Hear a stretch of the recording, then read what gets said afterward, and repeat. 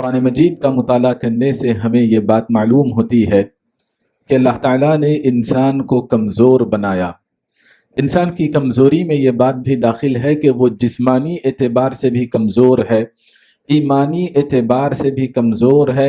اس کی کمزوری کی وجہ سے اس سے خطائیں سرزد ہوتی رہتی ہیں، اسی لیے ہر انسان خطا کار ثابت ہوتا ہے اور اس سے غلطیاں، گناہ اور جرائم سرزد ہوتے رہتے ہیں۔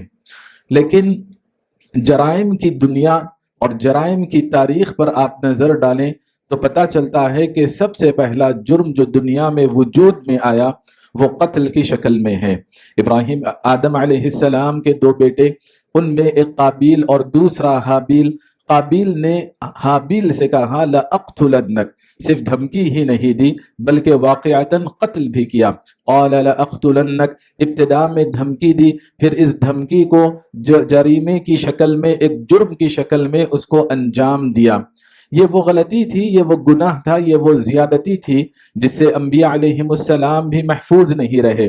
وَيَقْتُلُونَ النَّبِيِّينَ بِغَيْرِ حَقٍّ، ناحق قومیں انبیاء علیہم السلام کا قتل کیا کرتی تھیں۔ اور اسی طرح خلفائے راشدین میں 3 خلفائے راشدین ایسے ہیں جو اس زیادتی کے تخت مشق بنے ہیں۔ جرائم کی دنیا میں یہ سب سے پہلا جرم ہے وجود میں آنے کے اعتبار سے، اور جب قیامت کے دن حساب و کتاب کا اہتمام ہوگا اللہ کی جانب سے، اس وقت حقوق العباد میں سب سے پہلے جس کے بارے میں سوال و جواب کیا جائے گا وہ بھی قتل کا معاملہ ہے، خون کا معاملہ ہے۔ اول ما یحاسب علیہ العبد یوم القیامہ فی الدماء، خون کے متعلق اللہ کے یہاں سب سے پہلے حساب و کتاب دیا جائے گا۔ حقوق العباد کے درمیان اور حقوق اللہ میں نماز کے متعلق سوالات کیے جائیں گے۔ قتل اور غارت گری یہ وہ جرم ہے جسے دین اسلام نے براہ راست منع کیا، بلکہ اس کے اسباب اختیار کرنے سے بھی اسلام نے منع کیا۔ اللہ کے نبی صلی اللہ علیہ وسلم نے فرمایا من حمل علینا السلاح فلیس منا، اگر کوئی مومن ہونے کے باوجود کسی مومن کے خلاف ہتھیار اٹھا رہا ہے، فلیس منا، تو وہ ہم مسلمانوں کے طریقے پر نہیں ہے۔ من اشار الی اخیہ بحدیدہ، مومن ہونے کے باوجود کوئی دوسرے مومن کی جانب ہتھیار کے ذریعے، لوہے کے ذریعے اشارہ کر رہا ہے تو جب تک وہ ہتھیار کو اپنے ہاتھ سے چھوڑ نہ دے، زمین پر نہ ڈال دے، اس وقت تک فرشتوں کی لعنت اس پر برستی رہتی ہے۔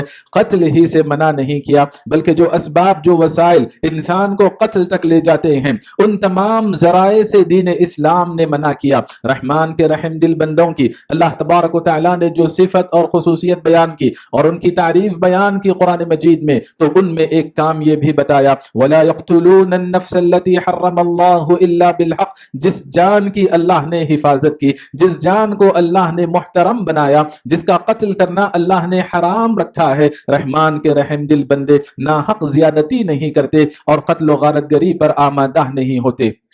اللہ کے نبی صلی اللہ علیہ وسلم اہم موقعوں پر، حجۃ الوداع جیسے اہم موقعوں پر مثال بیان کی، فرمایا کہ خبردار، تمہاری جان ایک دوسرے کے لیے، تمہارا مال ایک دوسرے کے لیے، تمہاری عزت و آبرو ایک دوسرے کے لیے۔ الا ان دماءکم واموالکم واعراضکم، یہ تینوں چیزیں دوسروں کے لیے حرام ہے۔ کس درجے میں حرام ہے؟ حرام ہونے کی مثال بیان کی کہ فرض کر لیں حرمت والا مہینہ ہو، حرمت والی جگہ ہو، حرمت والا دن ہو، یہ حرمت کی تینوں چیزیں اگر ایک جگہ جمع ہو جائے تو حرمت کا کیا عالم ہوگا، اس کی شدت کس قدر ہوگی۔ اللہ کے نبی صلی اللہ علیہ وسلم نے فرمایا کہ جیسے یہ تینوں چیزیں مقام کے اعتبار سے، جگہ کے اعتبار سے، مہینے کے اعتبار سے، حرمت والی چیزیں اگر جمع ہو جائیں تو جس قدر تم کو محتاط رہنا ہے، پابند رہنا ہے، اسی قدر جان کے سلسلے میں، مال کے سلسلے میں، عزت و آبرو کے سلسلے میں تمہیں پابندی کرنی ہے، احتیاط برتنی ہے۔ اللہ کے نبی صلی اللہ علیہ وسلم نے اس حدیث کے اختتام پر یہ بات بھی بتائی لا ترجعوا بعدی کفارا، کہ تم میرے بعد کافر بن کر مت لوٹنا۔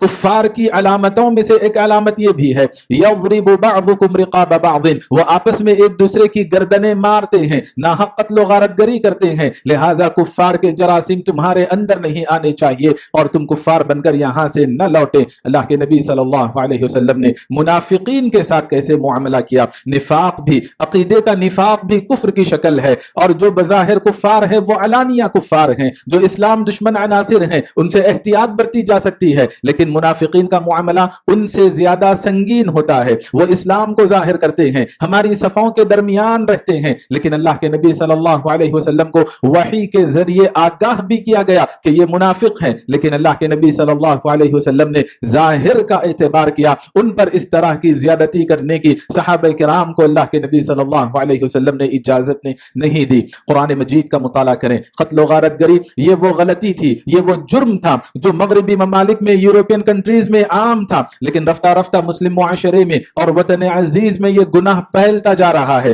بلا سبب یا معمولی سبب کے پیش نظر لوگ اس غلطی کا ارتکاب کر رہے ہیں. شاید ہی کوئی دن گزرتا ہوگا کہ کسی نہ کسی مقام پر یہ واردات پیش نہ آئے. اللہ تبارک و تعالی نے اپنے آپ پر بھی زیادتی کرنے سے منع فرمایا. لا تقتلوا انفسکم, اپنی جان مت لو, خودکشی مت کرو. اس کا دوسرا معنی اور مفہوم یہ بیان کیا گیا, اہل ایمان آپس میں ایک دوسرے کے لیے بھائی ہیں, جگری دوست ہیں, اخوہ ہیں, اولیاء ہیں, ایک جان کی مانند ہے. اگر تم کسی اور کا قتل کرو گے تو گویا تم اپنے آپ کا قتل کر رہے ہو, لہٰذا تم اپنا قتل مت کرو. ان اللہ کان بکم رحیما, یقیناً اللہ تبارک و تعالی جب تم پر مہربان ہے تو تم بھی اس کے رحم دل بندے بنو, اور نہ اپنے آپ پر یہ زیادتی کرنا, نہ اپنی اولاد پر اس کی اجازت ہے زیادتی کرنے کی. لا تقتلوا اولادکم, اپنی اولاد کا قتل مت کرو. ضروری نہیں کہ مکمل ولادت کے بعد یہ زیادتی کی جائے, حمل کی شکل میں بھی زیادتی کی جاتی ہے. کسی بھی ناحیے سے اسلام نے اجازت نہیں دی. لا تقتلوا اولادکم, مردوں کو بھی اللہ نے منع فرمایا. ولا یقتلن اولادہن, عورتوں کو بھی اس بات کی اجازت نہیں دی گئی. قدیم زمانے میں جو شکل تھی لڑکیوں کو زندہ درگور کرنے کی, وَإِذَا الْمَوْءُودَةُ سُئِلَتْ بِأَيِّ ذَنبٍ قُتِلَتْ, وہی شکلیں, اپنی شکلیں بدل کے وہی صورتیں موجودہ دور میں مسلم معاشرے میں سرایت کر رہی ہیں جن سے بچنا چاہیے. اللہ کے نبی صلی اللہ علیہ وسلم سے پوچھا گیا کہ اللہ کے یہاں انتہائی سنگین گناہ کون سا ہے, تو شرک کا تذکرہ کیا, اور شرک کے بعد میں سب سے پہلا جو سنگین گناہ بتایا گیا وہ یہ ہے کہ آدمی اس ڈر سے اپنی اولاد کا قتل کر دے کہ وہ اس کے ساتھ لقمہ کھائے گا, یعنی اللہ پر توکل نہیں, اللہ کی رزاقیت پر ایمان نہیں, جس کی وجہ سے اس غلطی کا ارتکاب کیا جاتا ہے. احادیث میں اس کی بڑی سنگینی بیان کی گئی. اللہ کے نبی صلی اللہ علیہ وسلم نے ایک جانب ساری دنیا کے خاتمے کا تذکرہ کیا, دوسری جانب ایک مومن کے قتل کا تذکرہ کیا. فرمایا لزوال الدنیا اہون عند اللہ من قتل المؤمن, اگر کسی مومن کا قتل ہو رہا ہے تو یہ اتنی بڑی سنگین غلطی ہے کہ اگر دنیا ختم بھی ہو جائے تو اس سے کئی گنا زیادہ سنگین معاملہ یہ ہے کہ ایک مومن کی جان لی جائے. اگر کوئی مومن ہونے کے باوجود کسی اور مومن کی جان لے رہا ہے, قتل کر رہا ہے, اس طرح سے جانی زیادتی کا وہ ارتکاب کر رہا ہے, اور کچھ ایسے بد نصیب اور بے توفیق افراد ہوتے ہیں جو اس غلطی کا ارتکاب کرنے کے بعد فخر کرتے ہیں کہ میں نے فلاں کا قتل کیا, میں نے اتنے قتل کیے. اللہ کے نبی صلی اللہ علیہ وسلم نے فرمایا جس نے قتل کیا, قتل کرنے کے بعد قتل کرنے پر اترایا اور فخر کیا, اللہ تبارک و تعالی اس سے نہ فرائض کو قبول کرتا ہے, نہ اس کی نفل عبادتیں قبول کی جاتی ہیں, بلکہ ایسے ظالم افراد کو اللہ تبارک و تعالی عبادتوں کی توفیق بھی نہیں دیتا. یہ وہ سنگین جرم ہے جس کے متعلق روایتوں میں یہاں تک یہ بات بتائی گئی کہ اگر کوئی کسی مومن کے قتل میں مددگار ثابت ہو رہا ہے, مددگار کس انداز سے وہ ثابت ہوا, بشطر کلمہ, اس نے ایک بات بھی نہیں کہی بلکہ بات کا آدھا حصہ اس نے ادا کیا, اور وہ کسی مومن کے قتل میں شریک ہو گیا, تو اللہ کے نبی صلی اللہ علیہ وسلم کی جانب اس روایت کی نسبت کی گئی ہے کہ جب اللہ سے ملے گا تو اس کی پیشانی پر لکھا ہوگا آئیس من رحمت اللہ, اللہ کی رحمت سے یہ مایوس بندہ ہے. اللہ کے نبی صلی اللہ علیہ وسلم نے صحابہ کرام کو بڑی سختی سے منع کیا. مقداد رضی اللہ عنہ پوچھتے ہیں اے اللہ کے نبی بھلا بتلائے تو صحیح, اگر کوئی کافر سے میری ملاقات ہو جائے, میدان جنگ میں آمنا سامنا ہو جائے اور وہ تلوار کے ذریعے میرے ہاتھ کو کاٹ دے تو مجھے اس کی جان لینے کی اجازت ہے کیا؟ اللہ کے نبی صلی اللہ علیہ وسلم نے فرمایا لا تقتلہ, ایسی صورت میں تم قتل نہ کرنا. فرمایا صحابی نے توثیق کی, ایک سے زائد دفعے پوچھا اللہ کے نبی, اس نے تلوار کے ذریعے میرا ہاتھ کاٹ دیا, تب بھی اس کی اجازت نہیں, تب بھی اللہ کے نبی صلی اللہ علیہ وسلم نے منع فرمایا اور کہا لا تقتلہ, اگر تم اس کے باوجود ارتکاب کرو گے تو کفر کی وجہ سے وہ جس جگہ جہنم میں جانے والا تھا, زیادتی کی وجہ سے تم اس جگہ چلے جاؤ گے اور وہ تمہارے مقام پر آ سکتا ہے. اسامہ رضی اللہ عنہ سے چوک ہوئی, میدان جنگ میں کسی شخص کا انہوں نے قتل کیا جبکہ اس نے کلمہ ادا کیا. اسامہ رضی اللہ عنہ سے کیا چوک ہوئی؟ اسامہ رضی اللہ عنہ نے سمجھا کہ اس نے اخلاص للہیت کے ساتھ کلمہ ادا نہیں کیا، جان کی حفاظت کے لیے اس نے کلمہ ادا کیا، لہٰذا وہ اسلام قبول کرنے میں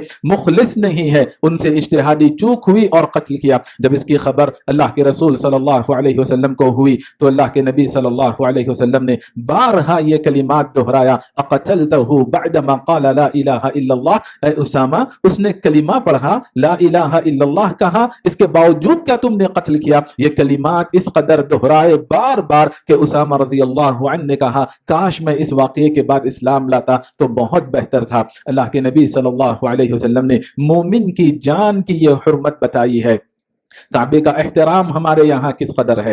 ابن عمر رضی اللہ عنہما کعبۃ اللہ پر نظر ڈالتے ہیں اور کہتے ہیں ما اعظمک و اعظم حرمتک، اے کعبہ تو کس قدر عظیم ہے، تیرا مقام و مرتبہ ہمارے دلوں میں کتنا زیادہ ہے. لیکن فرمایا والمؤمن اعظم حرمتا عند اللہ منک، ایک مومن کا مقام و مرتبہ، اس کی عزت و آبرو، اس کا احترام کعبۃ اللہ سے کئی گنا زیادہ بڑھ کر ہے. جیسا ایک مومن کعبے کو ڈھا نہیں سکتا ویسے ایک مومن کسی اور مومن کا قتل نہیں کر سکتا. لیکن قیامت کی نشانیوں میں ایک نشانی یہ بھی ہے کہ وقت بے برکت ہو جائے گا، لوگوں کے دلوں میں بخیلی ڈال دی جائے گی، اسی طرح قتل عام ہو جائے گا، اس قدر عام ہو جائے گا کہ انسان کو پتہ بھی نہیں ہوگا کہ کیوں یہ واردات پیش آ رہی ہے. اللہ کے نبی صلی اللہ علیہ وسلم نے 7 مہلک بڑے بڑے تباہ کن گناہوں میں اس کا تذکرہ کیا. وہ ایسے گناہ ہیں جو گنہگار کی دنیا اور آخرت دونوں کو تباہ اور برباد کر دیتے ہیں، جن میں ناحق کسی کا قتل کرنا ہے.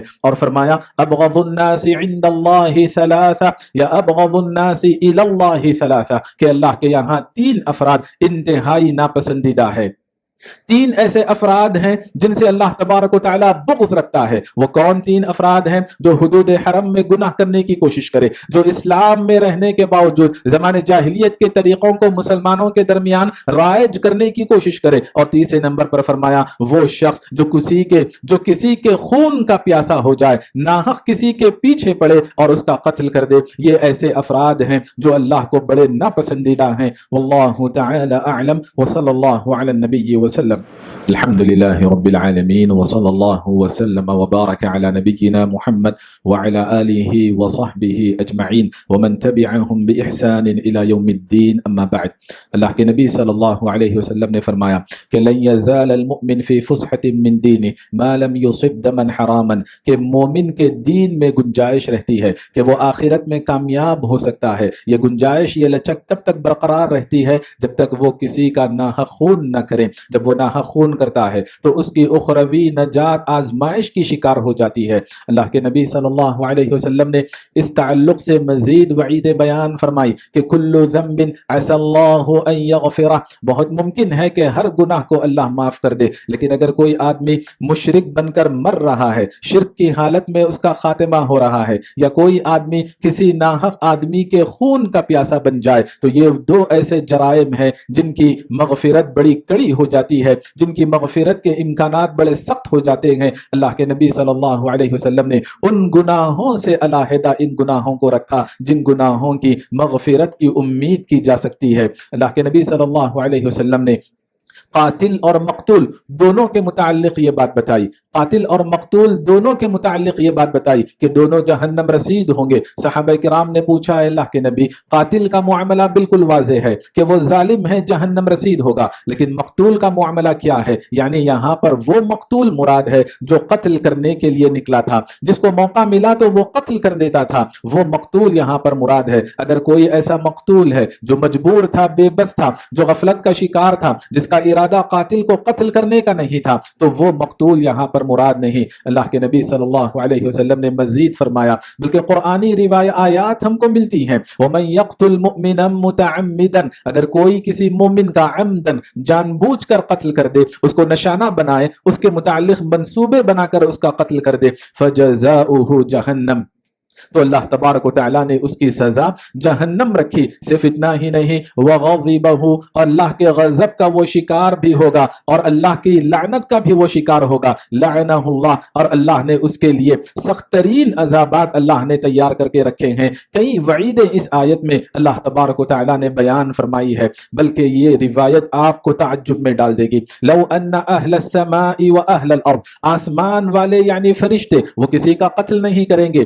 مثال کے طور پر کہا گیا کہ آسمان والے اور زمین والے اشترکوا فی دم مؤمن، یہ تمام کے تمام کسی ایک مومن کے قتل میں شریک ہو جائے، خون میں شریک ہو جائیں، لَأَكَبَّهُمُ اللَّهُ فِي النَّارِ، تو اللہ تبارک و تعالی تمام آسمان والوں کو اور تمام زمین والوں کو اللہ تبارک و تعالی جہنم کی آگ میں ان کے منہ کے بل ڈھکیل دے گا۔ مومن کے قتل کی قطعاً اجازت نہیں، بلکہ اگر اسلامی حکومت میں کوئی کافر رہتا ہے جسے معاہد یا معاہد کہا جاتا ہے، اس کے اوپر بھی ظلم اور زیادتی کرنے کی، طاقت سے زیادہ بوجھ ڈالنے کی اور اس کا قتل کرنے کی اجازت نہیں۔ اللہ کے نبی صلی اللہ علیہ وسلم نے فرمایا کہ جس کسی مسلمان نے کسی معاہد ذمی کا قتل کیا تو جنت کی خوشبو بھی نہیں پائے گا، اور جنت کی خوشبو 40 سال کی دوری سے، اس کی مسافت سے محسوس کی جاتی ہے۔ تو یعنی ظالم مومن جو کسی کافر کا قاتل ہے وہ جنت سے محروم ہو رہا ہے، تو مومن پر زیادتی کرنے والوں کا کیا انجام ہوگا؟ یہ معاہد انسان ہے، کافر انسان ہے، لیکن جانوروں پر ظلم و زیادتی کی جائے۔ بلی کے متعلق اللہ کے نبی صلی اللہ علیہ وسلم نے کیا فرمایا؟ دخلت امرأة النار فی ہرہ، کہ ایک بلی کی وجہ سے خاتون جہنم کی آگ میں داخل ہو گئی، کیونکہ اس نے آب و دانہ فراہم نہیں کیا، نہ اس کو چرنے کے لیے چھوڑا، اس پر زیادتی کی جس کی وجہ سے وہ بلی فوت ہو گئی۔ ایک بلی کی وجہ سے عورت جہنم رسید ہو سکتی ہے۔ جس جانور کو اسلام نے نجس اور ناپاک قرار دیا، کتے کے ساتھ جب حسن سلوک کیا جائے، اس کو پانی پلایا جائے، تو اللہ تبارک و تعالیٰ اس کی مغفرت کر دیتا ہے۔ ایسے محسن پر اللہ تبارک و تعالیٰ مہربان ہوتا ہے۔ لہٰذا اسلام وہ دین ہے جو جانوروں پر زیادتی کرنے کی اجازت نہیں دیتا، جو کفار و مشرکین پر زیادتی کرنے کی اجازت نہیں دیتا، تو مومنین پر زیادتی کرنے کی کیسے گنجائش نکل سکتی ہے؟ اس تعلق سے اللہ کا فرمان ہر کسی کو یاد رکھنا چاہیے۔ من قتل نفسا بغیر نفس او فساد فی الارض، اگر کوئی کسی بے قصور کی جان لے لے، ظلم اور زیادتی کرتے ہوئے، زمین پر فساد مچاتے ہوئے، من قتل نفسا بغیر نفس او فساد فی الارض فکأنما قتل الناس جميعا، وہ بے قصور کو، ایک بے قصور کو نہیں مار رہا ہے، بلکہ وہ ساری انسانیت کا خاتمہ کر رہا ہے، ساری انسانیت کا وہ قتل کر رہا ہے۔ ومن احیاها، جب یہ غلطی ہوتی ہے معاشرے میں تو لوگ تماشائی بنے رہتے ہیں، لیکن اگر کوئی ہمت کا مظاہرہ کرے، جرأت اور جسارت کا مظاہرہ کرے، کسی کو قتل کیے جانے سے بچا لے، ومن احیاها فکأنما احیا الناس جميعا، تو گویا اس نے ساری انسانیت کو زندگی عطا کر دی۔ یہ اسلام کا بنیادی اصول ہے، یہ اسلام کا وہ مزاج ہے جو امن پسندی والا معاملہ ہے، امن پسندی والا مزاج ہے۔ دین اسلام اسلامی معاشرے کو ایک جنت نظیر معاشرہ بنانا چاہتا ہے، جرائم سے پاک معاشرہ بنانا چاہتا ہے۔ اسی لیے دین اسلام نے مختلف جرائم کی روک تھام کے لیے مختلف وعیدیں بیان کی، اور خاص طور پر قتل وہ جرم ہے جس کے متعلق سنگین باتیں آپ نے سنی۔ اللہ تبارک و تعالیٰ سے دعا ہے کہ اللہ تبارک و تعالیٰ مسلم معاشرے کو ان جیسے جرائم سے محفوظ رکھے، اور ہم تمام کو دین کی صحیح سمجھ اور اس پر عمل کی توفیق عطا فرمائے۔ واللہ تعالی اعلم وصلی اللہ علی النبی وسلم۔